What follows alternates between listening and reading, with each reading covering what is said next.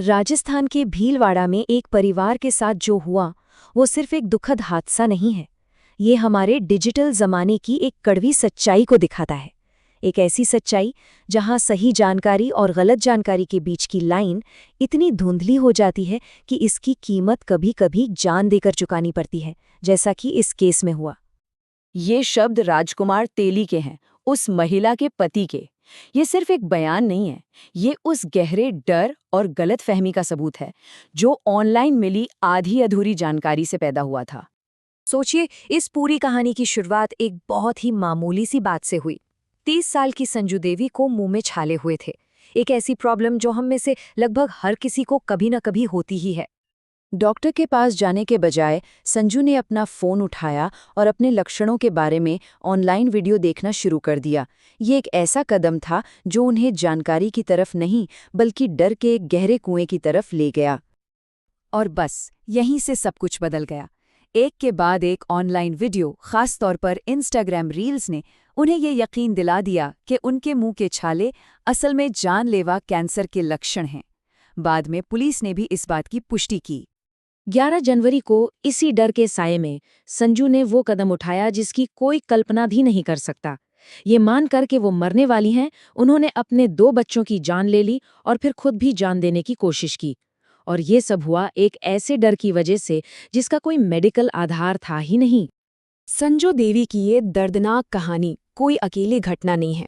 ये एक बहुत बड़ी और तेजी से फैल रही समस्या का एक लक्षण है जिसे कहते हैं साइबरकॉन्ड्रिया। देखिए, सेहत से जुड़े डर को समझने के लिए इन्फॉर्मेशन पुल और इन्फॉर्मेशन पुश का फर्क समझना बहुत जरूरी है। पहले के जमाने में जब इंटरनेट नहीं था, लोग जानकारी को खुद खोजते थे, मतलब जानकारी को अपनी तरफ पुल करते थे। लेकिन आज के डिजिटल जमाने में एल्गोरिदम लगातार जानकारी को हमारी स्क्रीन पर धकेलता है।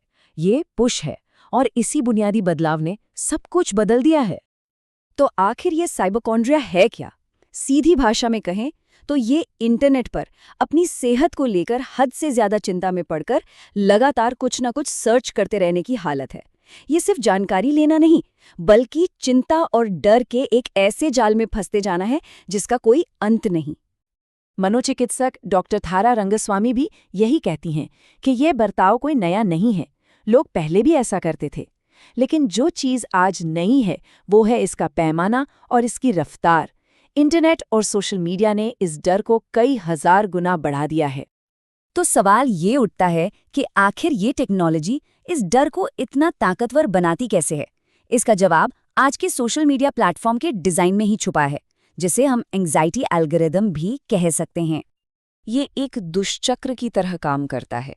आपने एक वीडियो देखा, एल्गोरिदम को सिग्नल मिला कि आपको इसमें दिलचस्पी है, और फिर वो आपको उसी टॉपिक पर और भी ज्यादा डरावना और गंभीर कंटेंट दिखाने लगता है।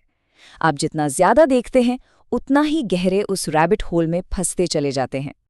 और इस बात की पुष्टि एक्सपर्ट्स भी करते हैं। रेकमेंडेशन इंजन को इसी तरह डिजाइन किया गया है कि आपकी नज़र स्क्रीन पर बनी रहे, और अगर आपका डर आपको स्क्रीन से चिपकाए रखता है तो एल्गोरिथम को आपको वही चीजें दिखाने में कोई परेशानी नहीं होती। आखिर प्लेटफॉर्म का पूरा बिजनेस मॉडल ही तो एंगेजमेंट पर टिका है। हमारी फीड को कंट्रोल करने वाली ये टेक्नोलॉजी लगातार और स्मार्ट होती जा रही है। कुछ साल पहले तक पोस्ट टाइम के हिसाब से आते थे। आज आर्टिफिशियल इंटेलिजेंस ये तय करता है कि हमें क्या दिखेगा, और ये रियल टाइम में हमारे हर क्लिक और हर सेकंड के हिसाब से बदलता है। ये पहले से ही अंदाजा लगा लेता है कि आपको आगे क्या चीज़ डरा सकती है, और वही आपके सामने परोस देता है। लेकिन क्या सारी गलती सिर्फ टेक्नोलॉजी की है? नहीं, पूरी कहानी ये नहीं है। कुछ गहरे सामाजिक और मनोवैज्ञानिक कारण भी हैं जो हमें इन एल्गोरिदम्स के जाल में आसानी से फंसा देते हैं। जरा इस आंकड़े को देखिए। YouTube पर सेहत से जुड़ी गलत जानकारी वाले 75% वीडियो नॉन प्रोफेशनल्स बनाते हैं।